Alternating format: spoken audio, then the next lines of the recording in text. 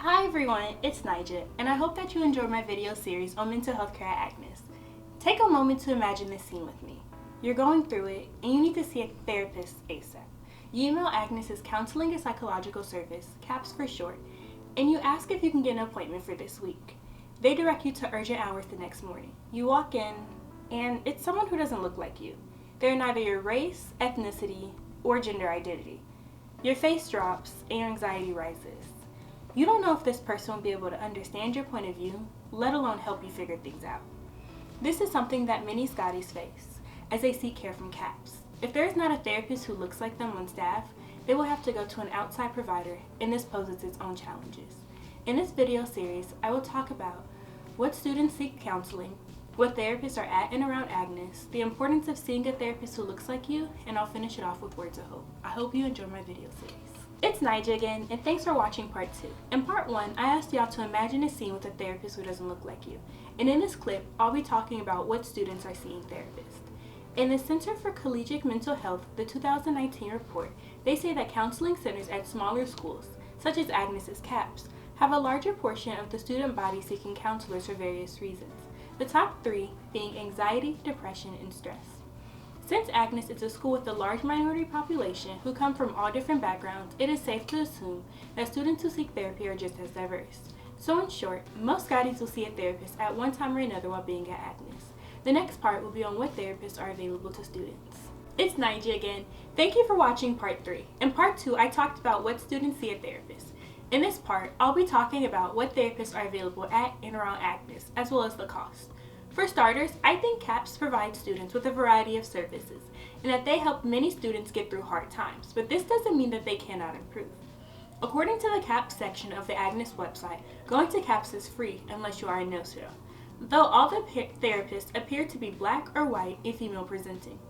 In order to look at the therapists within walking distance, I gathered information off the site agnesScott.thrivingcampus.com. The diversity in therapists around Agnes Scott is low, though their price is high. Many of the therapists were white women, with less than 10 minority people of any kind represented. They were also expensive, costing between $100 and $175. This is not unusual for therapists, but it is still unattainable for some students, especially those who are low income.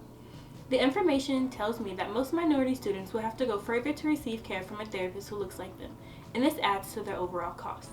In the next part, I will talk about why it's important for students to see a therapist who looks like them. Thank you.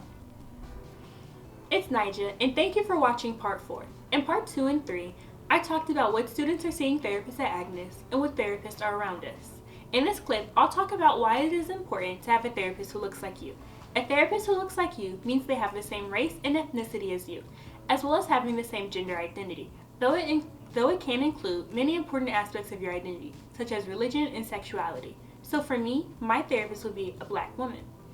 In Constantine's article about racial microaggressions, they found that African Americans who experienced microaggressions with their white therapists reported lower bonds with their therapist, and also their overall multicultural competence for the therapist was lower.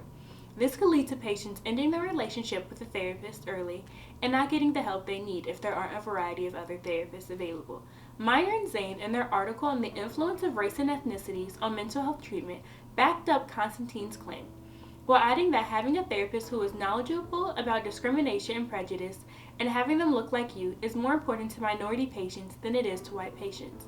Both these studies emphasize that people respond well to therapists who look like them and that it is something they really do care about. So why wouldn't students at Agnes want this option as well? My final part will tie everything together and end with a hopeful note. Hi, it's NyJia, and thank you for watching thus far. During this series on mental health at Agnes, I touched on 3 topics. What students see therapists, what therapists are accessible to students, and why it is important to see a therapist who looks like you. Now in my last part, I will end on a hopeful note.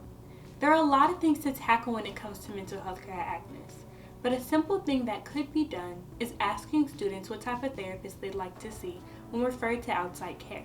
This gives them a variety of therapists who look like them to choose from. I hope that as time goes on, more minorities become therapists, so that people have therapists that look like them. I also hope that Agnes continues to find better ways to serve students who have mental health issues. I really hope that you enjoyed my series on mental health care at Agnes, and that if you have any questions, comments, and interesting stories, you ask me them below. Thank you.